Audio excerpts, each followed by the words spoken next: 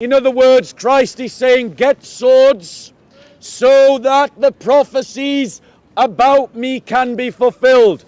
And then what do the apostles say? They said, look, Lord, here are 2 swords. Is it conceivable to any of you that with 2 swords Jesus planned to overthrow the Roman Empire? There were more. That's what he was trying to suggest. The war in Ukraine is fought in the name of Christianity. The Russians claim to be defending God. The Ukrainians claim to be defending God. The Americans claim to be arming the Ukrainians in defense of the God-driven imperative of their belief system. The British government bombed Iraq, Afghanistan and Libya in the name of God. We're going to debate the question, should you follow communism or should you follow Christianity? I am going to make the case, ladies and gentlemen, that you should follow the Christian faith, and if you're a communist, you should abandon communism. My first reason for this is that the diagnosis, the description, the ontological description of humanity, can you just count me down how many minutes have passed? 4 minutes. Yeah, right. The ontological description of communism. Do you tell people what ontological is? Ontological is about the nature of the being of the human person, is flawed and incorrect. Communism states that human beings are born a blank sheet of paper, and society writes the code upon your soul that you then go on to live by. So if you're greedy, it's because the society you're born into is greedy. And that if we create a communist state, that a new man will emerge, a Marxist man, a communist man, who will be free from the worst traits of humanity. This is a lie. Karl Marx was wrong. Human beings are, for the most part, a blank sheet of paper. But on that blank sheet of paper is a single line of code that you were born with from birth. You had it. It is to be selfish. Biologists like Richard Dawkins acknowledge the idea of the selfish gene. And we see in all kinds of human civilizations through all of society, including everywhere where communism has been tried, that selfishness corrupts those societies. Why has communism never been tried, as the good lady states? Why have the communists always failed to establish communism? Because of the selfishness of the people creating the society. Christianity, by comparison, is accurate in its ontological description of humanity. It says that human beings are born selfish, and it uses that truth to guide its politics, so that the point of political affairs is to mitigate the selfishness of man. The reason why capitalism is so successful in our world is precisely because it agrees with the selfishness of man. It gives license to the selfishness of man, and that is why as an economic system it works. Don't take my observation as an endorsement. It isn't. I don't endorse capitalism or laissez-faire economics. However, that is the reason why communism has consistently failed, and it is the reason why capitalism succeeds. Because capitalism acknowledges the selfishness of man and works with it. And thus this is a proof that the Christian teaching about the ontological nature of man is true. But by contrast, the ontological statements of the writings of communists like Karl Marx are in error. And if you're building your politics on error, they will fail, just as we have seen communist states fail across the world. How much time do I have, sorry? Time. Thank you very much. That was impressive. Even though I studied 4 minutes. sociology for my sins once upon a time, I still never quite grasped what ontological is. So, do you want to repeat I'm sorry, that again? I'm having a formal debate. How you define that? Ontological is a description of human nature. Again? Of human nature. So, the argument that Bob was making is that man is inherently bad. I don't think that's actually what the Bible says, but I'm not a Christian and I haven't really studied the Bible. But as far as I know, that's not what the Bible's arguing.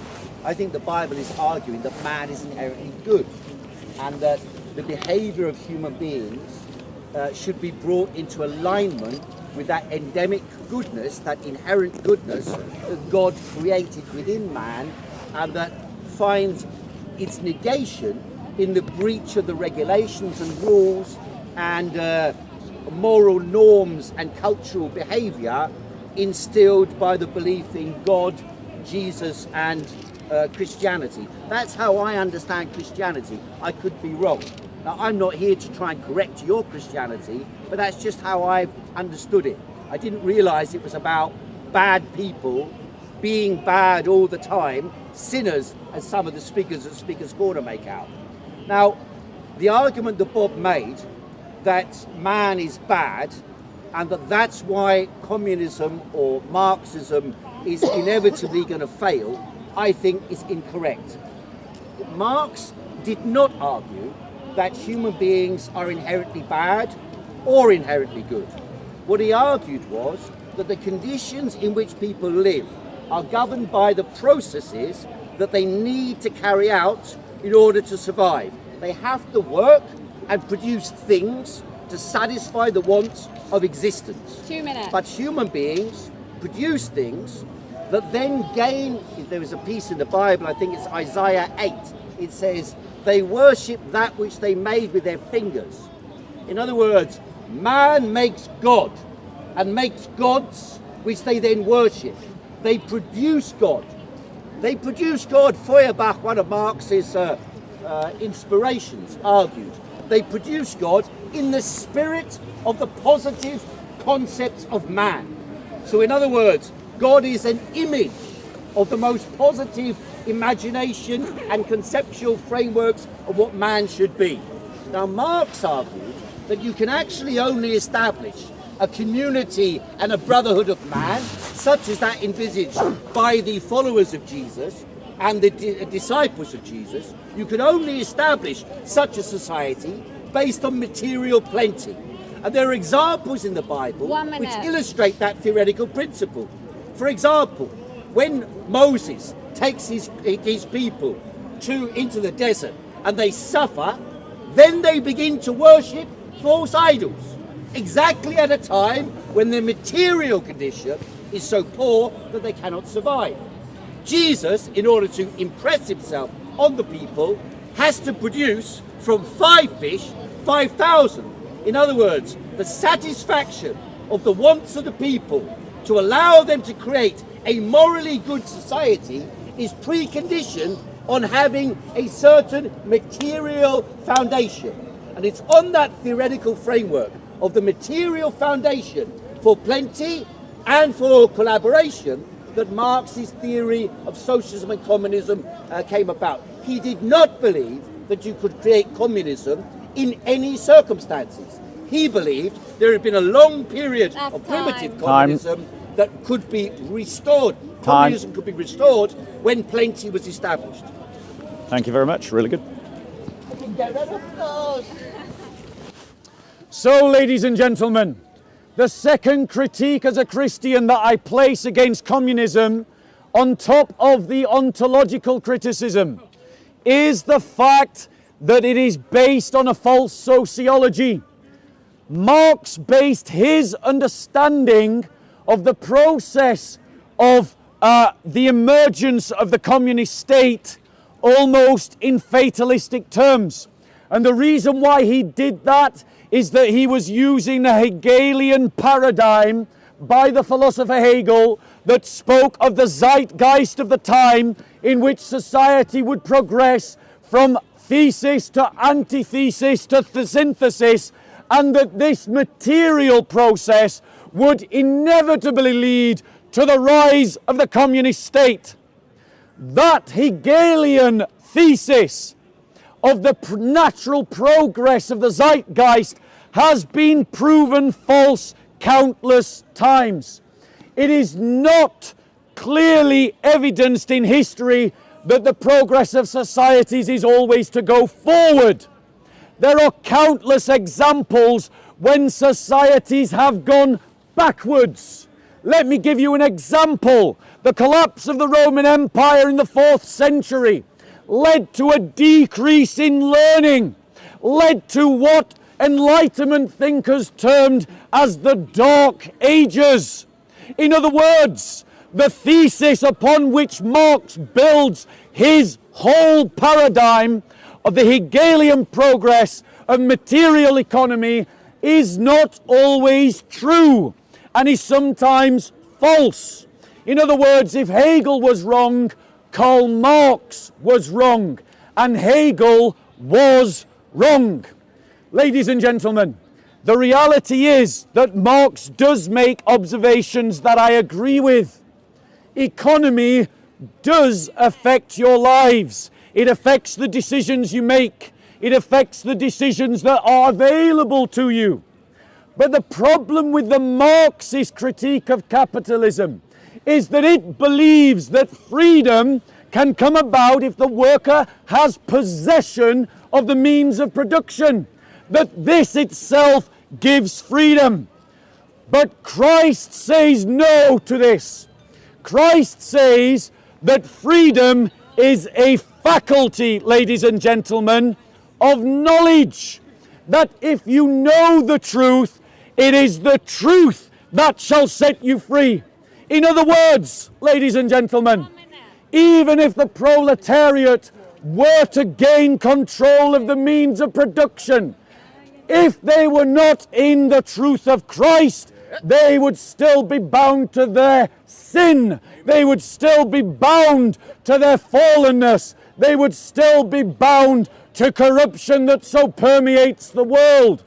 The reality is that you have two roads for freedom promised to you, one by Christ, one by Marx. Marx says that it is through the possession of the means of production. Christ says that it is in the knowledge of the truth. These two theses cannot be reconciled. These two theses are quite different, and they cannot both be correct. Therefore, if Christ is right, Marx is wrong. If Marx is right, Christ is wrong. And just to show you, ladies and gentlemen, that my next go. 2-0 to Bob the Builder, 2-0. Haven't even said anything yet. Go on. Can't be two without me saying anything. Oh, my time's going. George Friedrich Wilhelm Hegel was referred to. Hegel was the official Prussian philosopher from 1815 to 1830. In his older years, he was a believer, and in fact, throughout his life, he was a believer in Christianity. What he did was he tried to work out the strange and mysterious ways that God moves the earth. He believed that God would move through human beings through a series of contradictory processes which were observable in the world, would move towards the idea of God being realized on earth. Now there are people, speaking scorn up, who stand up as Christians and say, well, you must repent because in the afterlife you're going to go through hell. You know, you'll be tortured, murdered, burned, set on fire, so on. There are a lot of people who think that's an appealing concept as to why you should adopt Christianity. Now, Hegel didn't believe that. Hegel believed that God was moving through man as a spirit to make human beings establish a superior type of human life on earth. It was again a reflection of the conflicts between the Catholic Church, which had ruled over Europe in an obscurantist and authoritarian fashion for centuries, between Charlemagne's time or even earlier, up until the 17th century. the French Revolution and the English Revolution. But earlier than this, a little bit earlier than this in Germany, Martin Luther adopted a new form of Christianity. You have to understand these processes of the development of Christianity, not in terms of a body of ideas, which was the problem with Hegel's concept. He believed it was simply the transformation of ideas, clashing and then advancing human behavior. So ideas make history rather than the real conditions of people. The consequence of that was there was a clash. When Martin Luther went to Rome and discovered that the Catholic Church was based on fraud and lies, pompous people in smart outfits, adorning themselves with ornaments and gold, and acquiring wealth at the expense of the masses, they were corrupt and should be overthrown. And therefore, when they found out that they were issuing indulgences, in other words, you could murder someone and get a piece of paper, a dispensation from God, that would excuse you from your actual actions on earth, your material activity on earth. Martin Luther rejected this. And the Anabaptists, who believed that Christianity was no longer something you should worship in a church, it's not to be found in a church. They said that the relationship between man and God, in other words, the relationship between man and their moral being, was about a direct relationship between the individual and God. And that's why they called themselves the Anabaptists, the born again. You were born when you're an adult to affirm your belief in a way of life. Now, these type of ideas were closely related to early communistic principles. For example, Thomas Müntzer, Martin Luther's ally, led a revolutionary struggle against the rulers in Europe in 1525 to establish a communistic community of the people. Many of the communities that established the United States as we know it today emerged from those type of communities. They do have a direct link to communistic principles. So, ladies and gentlemen, I hope you're enjoying yourself. This is exactly what Speaker's Corner is meant to be about. However, let me correct the history that my esteemed colleague has just given to you.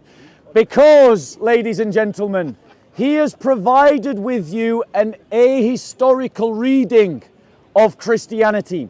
He has tried to suggest that Christ was the first communist and that the first apostles envisioned a communist state, and that what the events of Munster were the establishment of a communistic kind of society.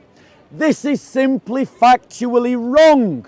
The reality is that the early Jewish Christian movement was an apocalyptic Jewish movement that believed that their Messiah had inaugurated a new age in which God's kingdom would advance upon earth.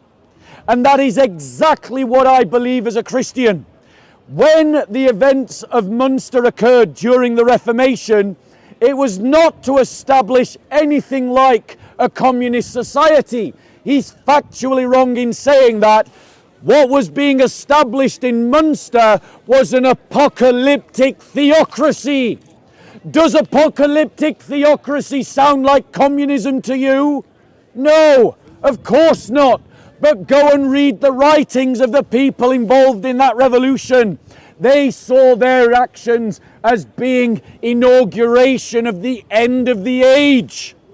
The age that we live in, the age that we live in is the age of the church. And the mission of the church is to do something far better than the Communist Party, far better than ever envisioned by Marx. And that is to allow, through Christ, in his holy church, the advancement of the kingdom of God on earth. That, through the work of the church, society may be restored, that the human person may be restored, that nature may be restored to that which was envisioned by God in the garden, where man would live in unity with man and with nature and with God in peace and justice. And this is exactly, ladies and gentlemen, what the church is about. And if you're a Christian, if you're a Christian, don't feed the troll with energy. If you're a Christian, ladies and gentlemen, I want to say to you that you have a vision and a mission that is greater than the one laid out by Marx in the Communist Manifesto. The Communist Manifesto is an ideology built on envy and bitterness at the success of some over others. And out of that bitterness and envy is the desire for violence. Christians are concerned every bit as much as communists with justice. And we have pursued justice for 2,000 years. Sometimes we have succeeded, sometimes we have failed. Sometimes we have been let down by those who claim the name Christ but know nothing of his teachings. By contrast, the revolutionaries that killed the saints, Tsar Nicholas and his family, were driven by an ideology of hatred that led to violence, and that is why communism has resulted in the deaths of over 140 million people in 100 years. One of the most bloodiest ideologies in history.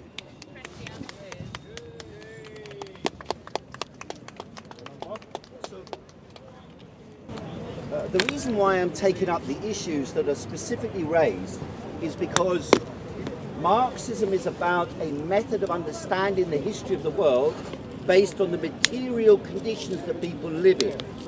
And so, for example, the image that Paul presents of Jesus Christ, I don't think is accurate. Jesus Christ, don't forget, lived under a society in which the Jewish people and the Christian people were enslaved. And people who are enslaved generally dislike their enslavement. Not always, but generally dislike their enslavement. And so there are interpretations which I think are correct as to what Jesus was up to, which contradict the type of argument that is being presented and contradict the general view of what Jesus is in the Christian ideology or Christian faith. Jesus, I put to you, was a revolutionary leader of the slaves of Judea. And the reason why he was executed, if you check through the text of the Bible, you'll see many of them have been changed at different times during the course of history. Particularly under the Romans, they changed them. When the Romans adopted Christianity, they removed part of what Jesus was supposed to have said. Because if you ask yourself, Jesus was going around, a few days before he was killed, Jesus was going all around making speeches, right? And then when, what's his name, the traitor? Judas. When Judas goes to report where Jesus is, that's supposedly what he gets paid for, right? Yes? He gets paid for revealing where Jesus is. But Jesus is going and speaking in public like I am at Speaker's Corner. Everybody knew where Jesus was. He wasn't betraying where Jesus was. On the contrary, what happened at the Last Supper indicates that Jesus was plotting an armed insurrection against Roman rule, against the rule of the slave owners. So what he said at the Last Supper was, I quote you, you can tell me the exact quotation, but you know what I mean. He says, if you have a mantle, a coat, sell it and get a sword. If you have some other thing, sell it and get a shield. And then he leads his forces up onto a hill or something like that. They meet the Romans, and I think it's Simon, if I'm right, pulls out his sword and smites off the ear of a Roman soldier. In other words, a direct clash organized by Jesus to organize an insurrection against the oppression of the oppressed, against the slave people. But under the Roman rule, when Romans adopted the belief of Christianity, after all, before that they used to feed them to the lions, right, in circuses. When they adopted Christianity, they needed to make it a passive and reformist religion. And so they changed the wording, they changed the emphasis, and they made the story into something where Jesus was some kind of pacifist, where he says, you know, do not hurt the other person, do not harm the other person. 2 or 3 words after he's told people to get a sword and overthrow Roman rule. In other words, Jesus was, in my interpretation, a revolutionary fighter for the freedom of the people against the slave ownership of Roman rule. And is a model in that sense for revolutionary struggle right since that time, like the But now whoever has a money belt is to take it along, likewise also a bag, and whoever has no sword is to sell his coat and buy one. For I tell you, this which is written must be fulfilled of me. And he was numbered with the transgressors, for that which refers to me has to be fulfilled. In other words, Christ is saying, get swords so that the prophecies about me can be fulfilled. And then what do the apostles say? They said, look, Lord, here are 2 swords. Is it conceivable to any of you that with 2 swords Jesus planned to overthrow the Roman Empire? There were more. That's what he was trying to suggest, and yet that's what the text shows. It is utter nonsense to the facts. I know he's triggered, and that's why he's interrupting. Ladies and gentlemen, furthermore, this shows that Christ was not a pacifist. Christ went into the temple in John chapter 2, and he cleansed the temple having made a whip of scourges, and he used that whip on man and beast. So Christ was not a pacifist. Christians are not pacifists. But no, they are not communist revolutionaries. I don't blame the communists for trying to claim Jesus. Jesus is the greatest man in history, whose teachings have built civilizations, transformed civilizations, have been the bedrock of societies. It overthrew the Roman Empire. They overthrew the barbarian kingdoms. It resisted the rise of Islam. It survived the birth of the nationalistic governments of the 1700s. It survived the communist states. Why? Because the church was founded by Jesus Christ, and it is only in the church that we can find redemption.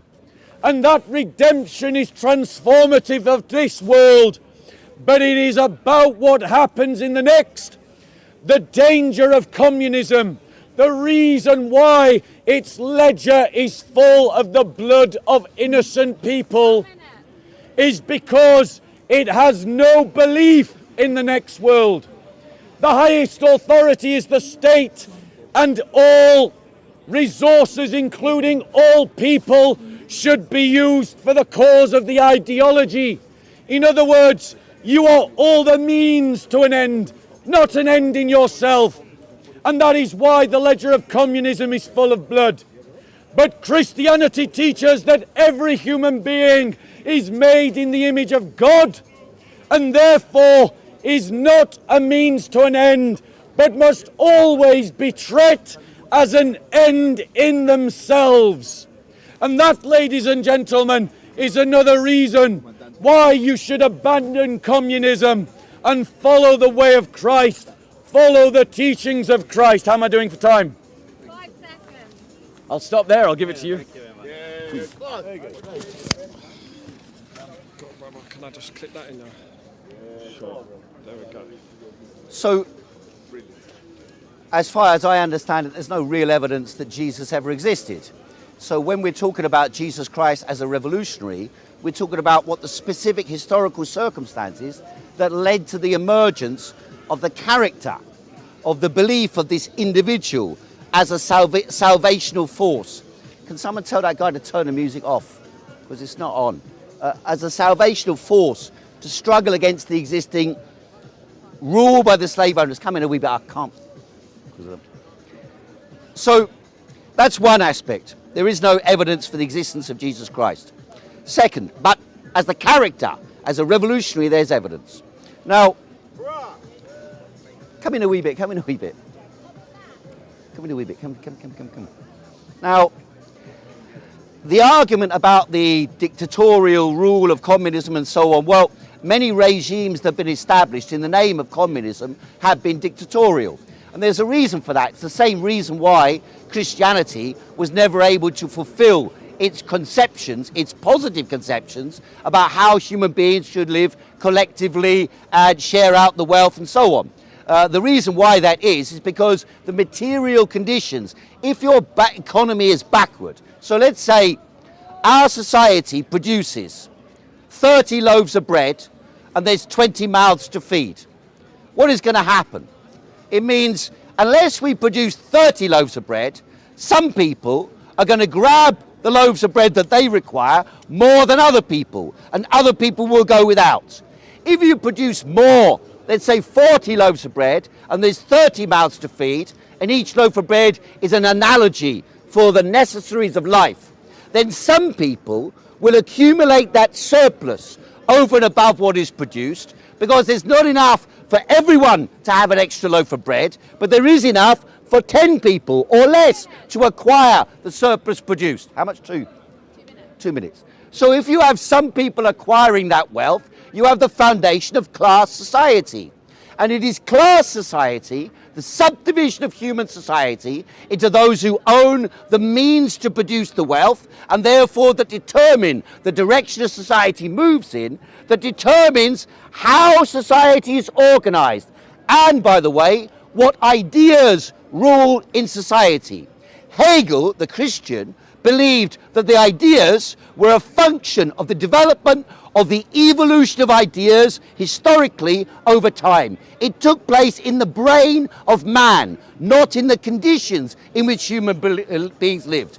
Marx amended Hegel's beliefs by putting them on a material foundation and arguing only when you're able to produce an abundance of wealth would you be able to establish a society based on egalitarian principles where the community is able to collectively develop society democratically without force and, yes, without a state.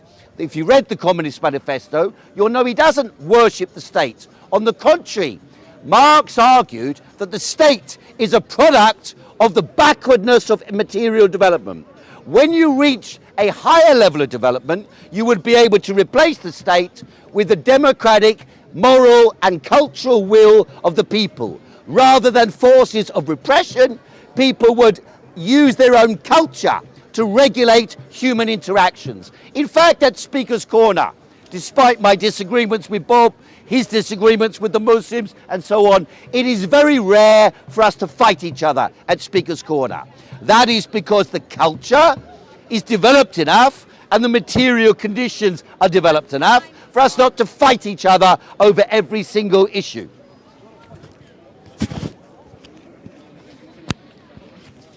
So, ladies and gentlemen, you all heard him claim that there's no evidence that Jesus Christ ever existed. Put your hand up if you heard him say that. You did. You did hear him say that. However, he doesn't know the history. I'm just going to read from Tacitus. What time was that? What date? Nero was right. Tacitus was writing in the 1st century.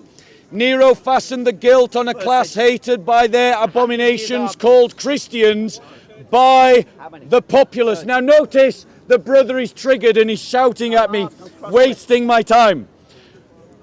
Called Christians by the populace. Christus, from whom the name had its origin, suffered the extreme penalty during the reign of Tiberius at the hands of Pontius Pilate.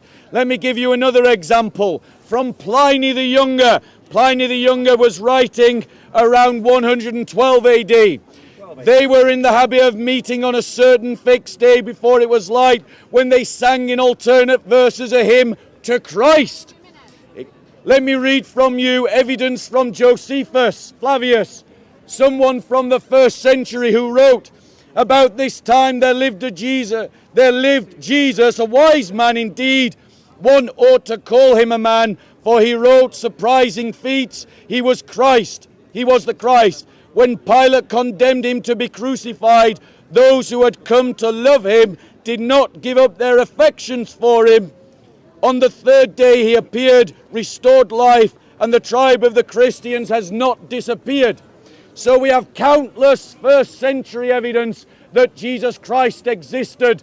Dr. Bart Ehrman, who is a critic of the Christian faith, has made countless statements affirming his belief in the reality of Jesus as a person. Now, ladies and gentlemen, without the need for revolutions, we Christians hold out for you the society that the communist wants. Read Acts chapter 4 from verse 32 onwards. And the congregation of those who believed were of one heart and soul, and not one of them claimed anything belonging to him was his own, but all things were in common property to them. And with great power the apostles were giving testimony to the resurrection of the Lord Jesus, and abundant grace was upon them all. For there was not a needy person amongst them, for all who were owners of land or houses would sell them and bring the proceeds of the sales and lay them at the apostles' feet, and they would be distributed each according to the need. In other words, ladies and gentlemen, thousands of years before Karl Marx ever gave his Communist Manifesto, Christ founded a community on theocratic terms that establishes the things that the communists strive for. An example of this would be the Bruderhof today, who I'll talk about more next. Well, thanks for confirming what I was arguing earlier on. I was arguing earlier on, if you go through the video, you'll be able to see that. I argued earlier on that early Christian communities and Jesus himself advocated some kind of communism, and you just confirmed that. Because what Karl Marx says in the Communist Manifesto is a society would be established, where from each according to their ability, in other words, you work according to your skills and your capability. Marx believed in God. He did originally believe in God, yes. He was a Christian. His father was a Lutheran, and he was a Christian up until about his university days. As a communist. He wasn't then a communist. He became a communist afterwards. But as you're saying, you said the wealth would be distributed according to need, is because the majority of human history, from our emergence as apes, from the jungles of the Congo and Central Africa, when we emerged as apes from the jungles and entered onto the plains, some kind of ecological change probably precipitated this. And our ancestors adopted upright posture and were able to look around and check for wild beasts and wild animals. We began to have the unique ability to use the counterposed finger and thumb to manipulate nature and make tools, and yes, make idols to explain the occurrences that appear around us. The rising of the sun, which of course doesn't rise, although the church said it rises and the earth is the center of the universe. Galileo and earlier Copernicus proved that this was not the case. Instead of this, the earth moves around the sun. And in Galileo Galilei from Bertolt Brecht, he has the peasants in Palermo dancing on the street and singing. The sun doesn't revolve round the earth. The world doesn't revolve around the princes. In other words, revolutionary conclusions are developed by the scientific and material development that man produces by their control over their hands and their brains. But man is alienated from their basic species essence, from the nature of what human beings are. Human beings are social and collectivist animals, but they are separated from their collectivism precisely by the emergence of a class of people and classes of societies where some people own the wealth produced by the hands and brains of others. And up until today, from the time of the emergence of agricultural society, about 25,000 years BC, human beings have lived under either slavery, feudalism, Asiatic despotism or capitalism, in which a few people own the wealth and the means to produce the wealth. And that can be overthrown, is the argument of Marx. Exactly. So, ladies and gentlemen, if you want to move in, if you can't hear my voice, move in, because I'm not going to project my voice. You're not going to keep projecting my voice. The fact of the matter is, ladies and gentlemen, the kind of society that the communists are willing to kill for and die for is the kind of society that Christians have produced. Go and look up the Bruderhof. Go and look them up now. There's a village in England owned not by communists, not created by communists, but created by Christians, in which no one receives a wage, but no one is poor, homeless, or in want. And what is it that underpins that essential village, that utopia that the communists want? Is it the idea of the struggle of the proletariat against the upper echelons of society? No. It is theocracy. It is the idea that in the heart of every one of those believers, those Christians, that Christ is King. And it is because they acknowledge Christ as King that they have been able to establish the thing that the communists want. By contrast, everywhere that the communists have stuck their dagger into society and drawn blood, that experiment has failed because the elites are corrupted by the thing that the communists refuse to accept is there. Sin. The sin of the human heart. The selfishness of the human person. It says in Romans 23, I'll just quote it to you. Romans 23, for all have sinned and fallen short of the glory of God. Sin is to fall short of what God expects of us. The word sin means to miss the mark. And that, ladies and gentlemen, is what we see in our society again and again and again. That man has a telos, he has a direction, a way to live that his soul points to. A life of meaning, a life built on truth, and a life filled with virtue. But communism provides none of these things. Communism is that the ideology is God, and all human persons are to be sacrificed to the altar of the ideology. And that the material world is God, and that we should bow and worship the material world. The moment man worships the creation, he loses himself. Yes, we have been separated from the essence of our being. But that separation is not separation from the means of production. That separation is from God, our Creator. And only when we find ourselves in relationship with God, our Creator, will our values and virtues be so ordered that our lives will be built on truth. Communism has failed. The church is still here. Every communist state has failed, but the church is still here, transforming lives, transforming communities, making man and nature new. Why? Why? Because of the work of God in our lives. That, ladies and gentlemen, is the answer that our society needs, not the writings of Marx. Yeah, all right.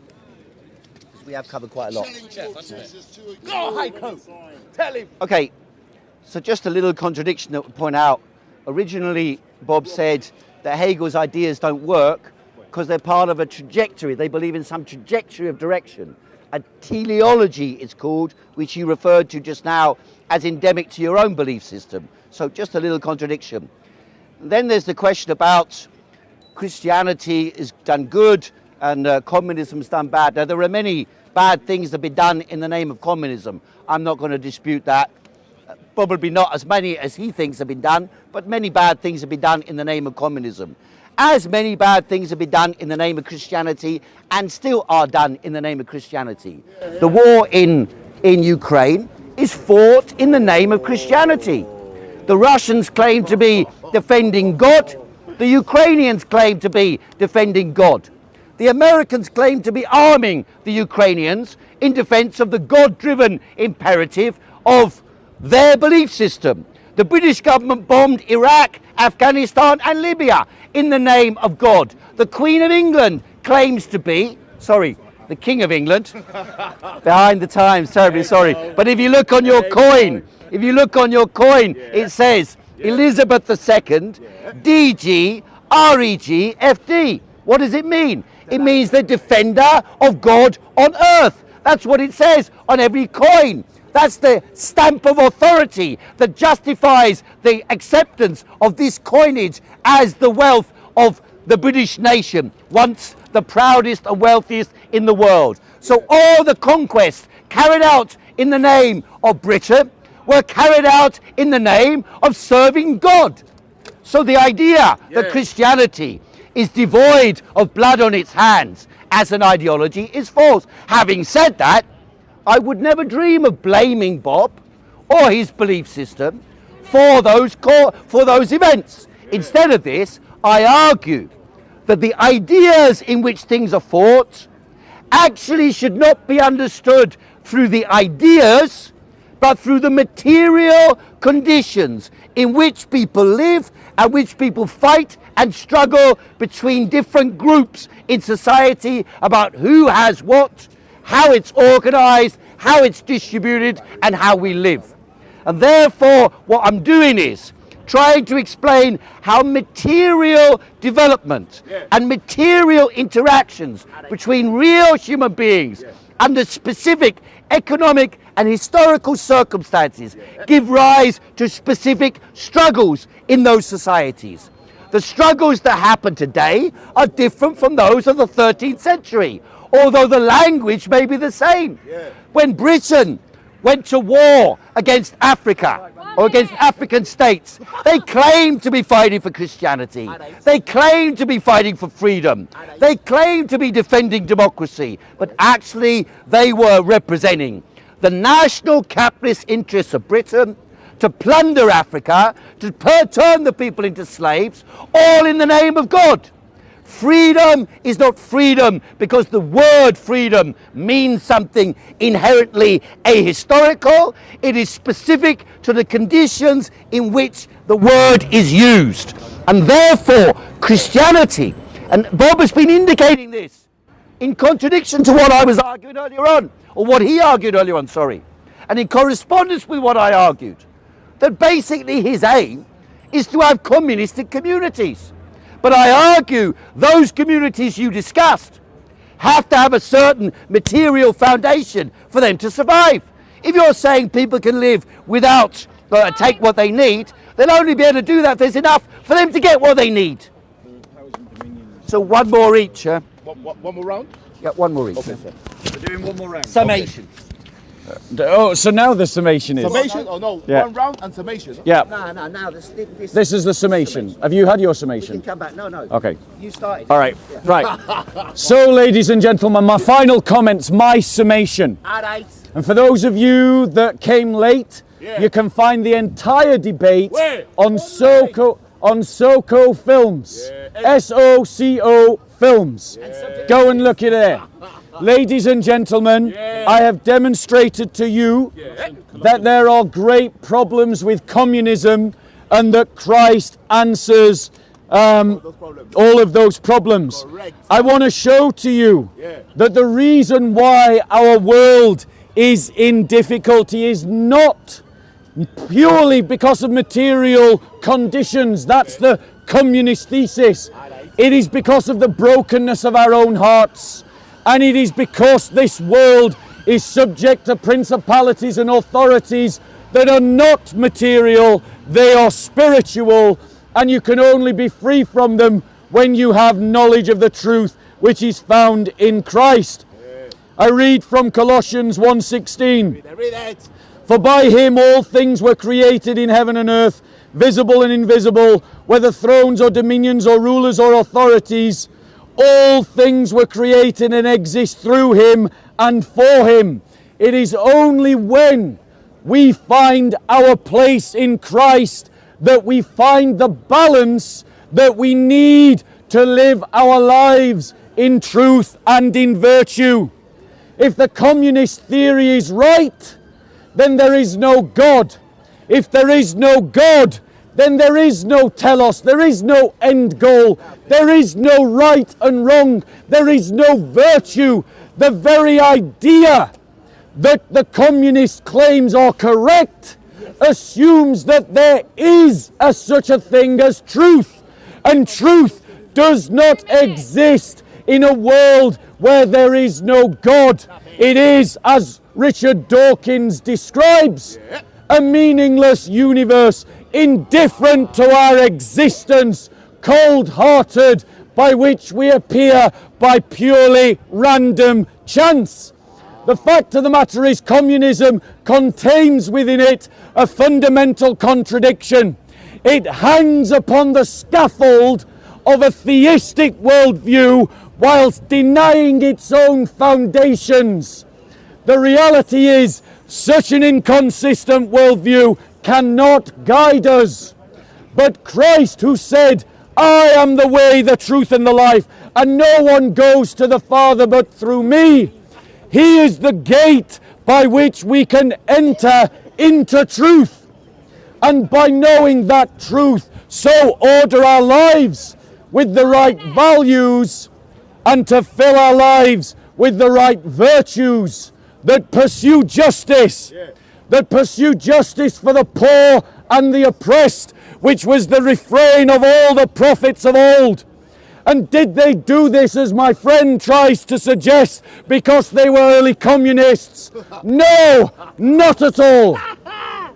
They did this because the Spirit of God revealed to them that the ways of God are to have, that righteousness should flow like a river, that every man should find his dignity, and that dignity is not provided to him simply by his material possessions, but by the fact that he is created by God, that he knows God, and that in that knowing of God he should truly know himself and truly know his neighbour, loving his neighbour as himself. Last time. Hola, Bobsila! Go, Higgs! Okay, so we have, I think, during the course of this discussion, revealed a number of the fundamental differences between Marxist theory and religious theory, particularly the Christian theory that Bob here advocates. And so I'm grateful. Bob's asked me many times to do this discussion, and I'm grateful that we've had the chance to do this. I think it is a better discussion than that discussion that was famous on the internet, the Jordan Peterson Slavoj Žižek discussion, where neither of them knew what they were talking about. At least Bob seems to know what he's talking about in relation to Christianity. I'm not saying Jordan Peterson doesn't, but Jordan Peterson knew nothing about what he was talking about in relation to communism. Slavoj Žižek didn't seem to know anything about anything he was talking about, as is his modus operandi. So, but he is a funny guy, that's perfectly true. You get the impression he takes a bit of coke when he's constantly playing with his nose like that. But in any case, I'm not to condemn that. So, what is the crux of the issue that we're discussing here? As far as I can see, it seems to be a belief within Marxism that the way in which human beings make wealth, the way in which we intercommunicate, has changed over history and is altered based on how the surplus that is produced in society is organized and what technologies are used to produce wealth. That is not about material possessions and individual wealth per se. It's about a way of organizing human life. And there's no doubt that human life today is fundamentally different to human life in Judea 100 years AD. By the way, all the people you cited for references for the existence of Jesus died or wrote. The earliest was 30 years after Jesus was supposed to have died. Now, I know a lot of people who can barely remember the dictatorial regime established last year, the year before, and the year before that. So if that's the case, how do people think back over what happened 30 years ago? And they write those things down in something that you take to be a holy text. But those holy texts were amended by a committee of Romans about 200 years AD. So the idea that we have the exact wording of what happened at that time is a farcical nonsense. Nobody can subscribe to that seriously.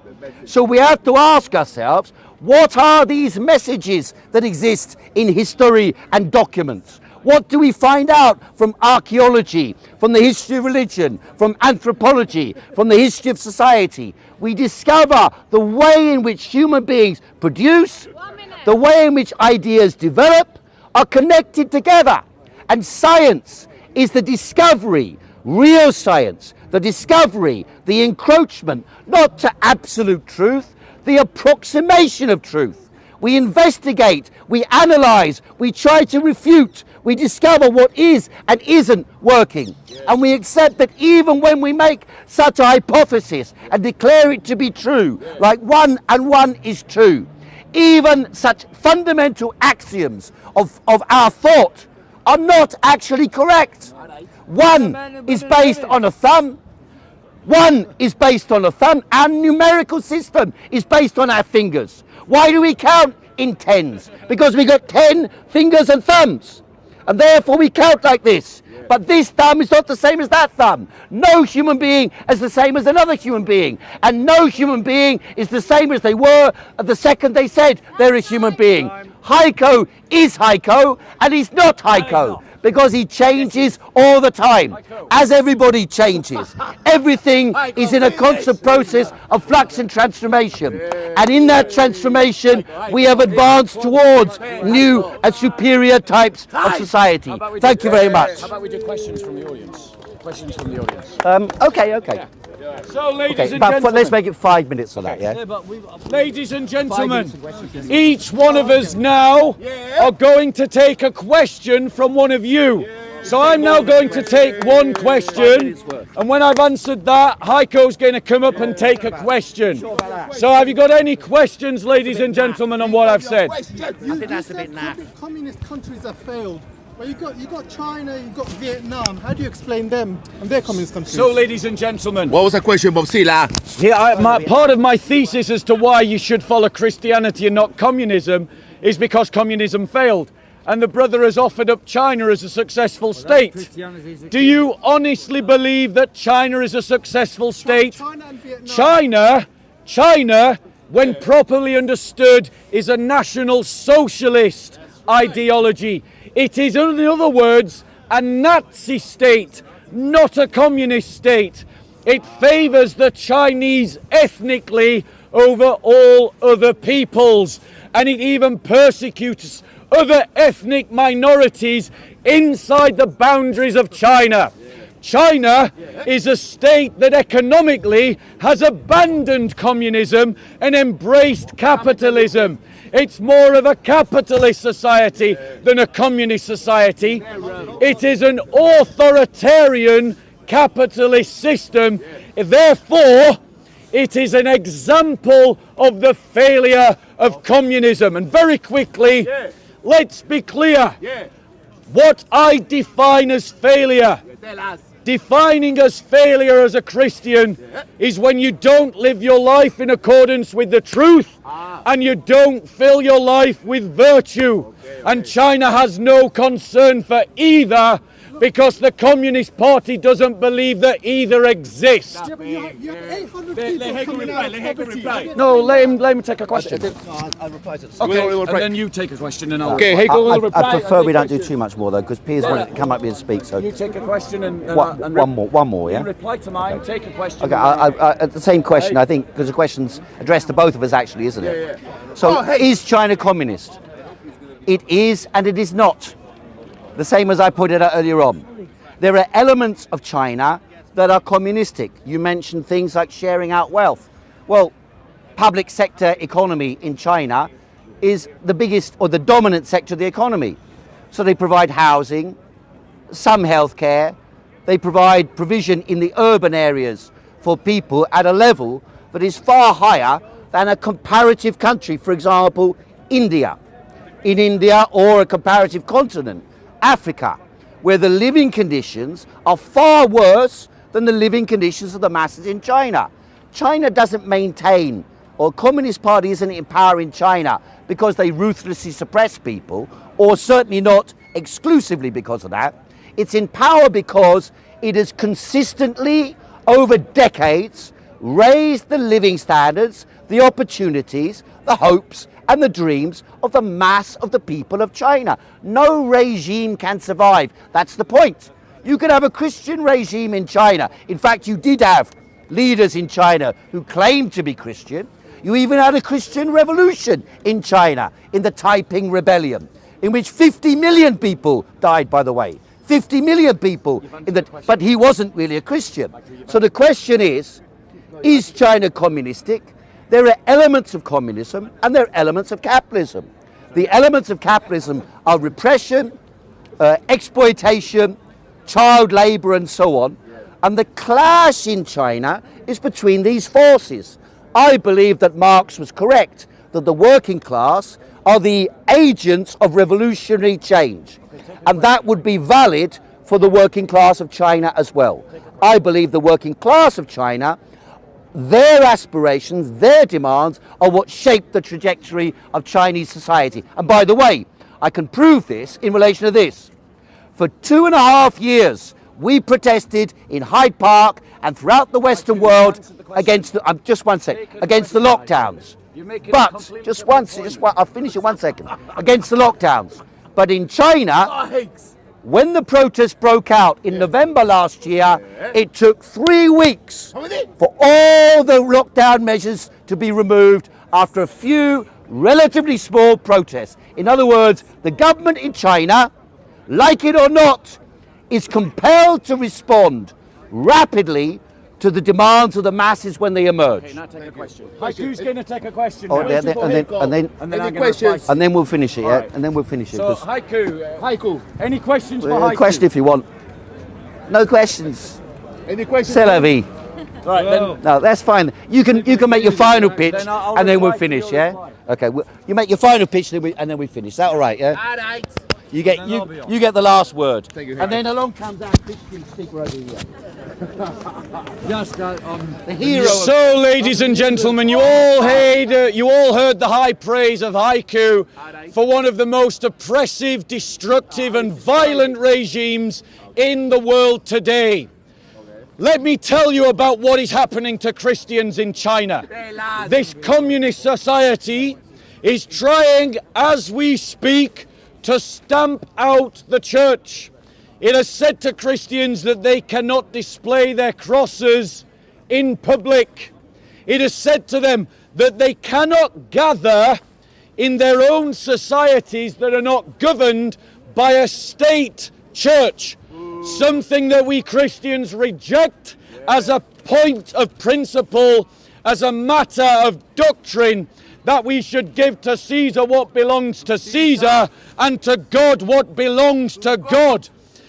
And in reply to this defiance of the church, Christians are being arrested. Christians are being used to harvest organs inside the prison system. Christians are being enslaved in concentration camps inside of China. This communist regime is an enemy of the church, and every Christian should work for its destruction, and every Christian should work against it and against its supporters, including the lovely Haiku here. Ladies and gentlemen, we Christians will not ever accept an authority above God. The communists say that the state and the party is the highest authority.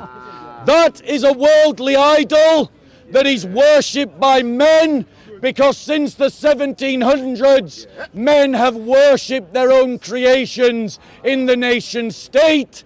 in their political ideologies, their institutions, like socialists worship the NHS, and like right-wing people worship the British Army.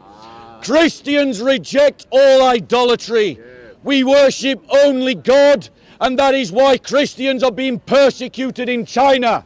So when you hear the high praises of China, just remember at the end of those high praises are Christians starving and dying in prisons, separated from those that they love, only because they claim Christ as their Lord, and because that is an offence in a communist state. And everywhere where communism has been tried, the church has been persecuted. Oppose communism if you are a soldier of Christ. I just want to end by saying thank you, Haiku. That was really lovely. God bless you. We love you, Haiku. Yeah. You take. I'd like to give you a gift. He's going to give me a Bible. No, not a Bible. I'm sure you've got a Bible. I'm sure you've got a Bible. I have. You know where I got a Bible from? When I was arrested, they gave me one at the police station. Really? Seriously? The only book they had, apart from Thomas Clancy or whatever his name is, you know. So that okay, I'll take the Bible. Okay, Haiku. Culture. I'd like to give you a gift then. Go on then, quick. Roses. Yeah, we got more to come. Yeah. God Pierce, God Pierce. There you go. You're going to Can man live without I've got a God? proper booklet. I sent it on eBay. Thanks very much. Have a read of it first. You look after yourself. If there are any questions, I'll be over there.